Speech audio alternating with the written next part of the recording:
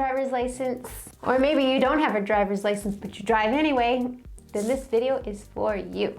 Do you ever go out riding your bike or walk somewhere that involves crossing the street? Then this video is also for you. Have you ever wondered why cyclists ride on the roads instead of sidewalks, when sidewalks seem like the safest place to ride? It's because cyclists are required to follow the same laws as motorists. Let's go over some of the basics.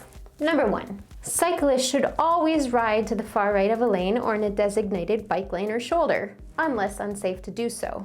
Number 2, cyclists are allowed to move across traffic lanes to make left-hand turns. Number 3, for their own safety, cyclists may take the lane.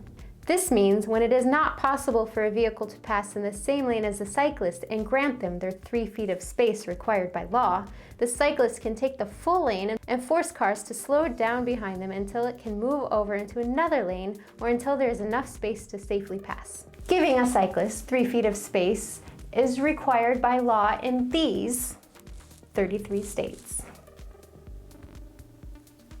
In addition to these states, if you live in these 5 states, then you are required to move over an entire lane for cyclists if there is a lane available and it is safe to do so. Now, how many of you watching this video just realized that you don't know the laws in your own state? Well, you wouldn't be alone. I live in Nevada, and even I didn't know that you were supposed to switch lanes for cyclists, and I'm a cyclist. That should just go to show you that the people making these laws, how much they care about our safety. I mean, instead of educating us on the laws, they propose things like this.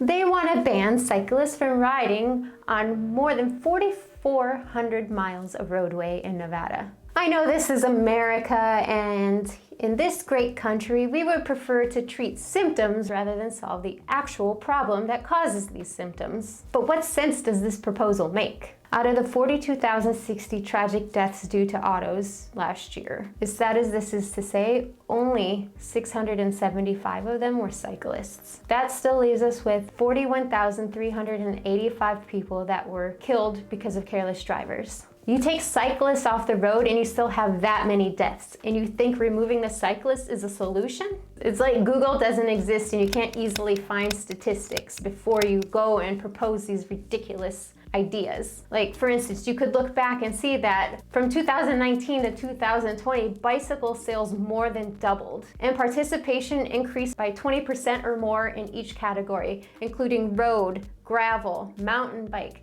and commuting to and from work or school. Cycling is on the rise, and it's time we start taking that into consideration whenever we're building new infrastructure or writing new laws. And now maybe it's also time to revisit some of the old, outdated laws and infrastructure to make the roads safer for everybody. And I know if some of you are watching who hate us cyclists, you need to think long term. More cyclists on the road means less traffic for you. So in the long term, it's better for everybody. I mean, just imagine in LA, it's the perfect climate for year-round cycling, and people are sitting in their cars for hours upon hours just to get somewhere. If it was safer for cyclists, more people would be on their bike and there would be less congestion on the roads. It's a win for everybody. So the question is, how do we achieve safer roads for everyone? Well, a lot needs to change. In 2020, there was a lot less traffic on the road, but yet there was a huge spike in traffic-related deaths. So that should give you an idea that we have a problem with our driving culture. We have all these places we have to be, and apparently we have to get there faster than everybody else. There's just so little regard for other people's lives when so many people get behind the wheel. Therefore, the driving mentality in this country, and probably the rest of the world, needs to change. So how do we do that? Well, here are my suggestions, because I believe stating a complaint without a suggestion for improvement makes the complaint invalid and unproductive.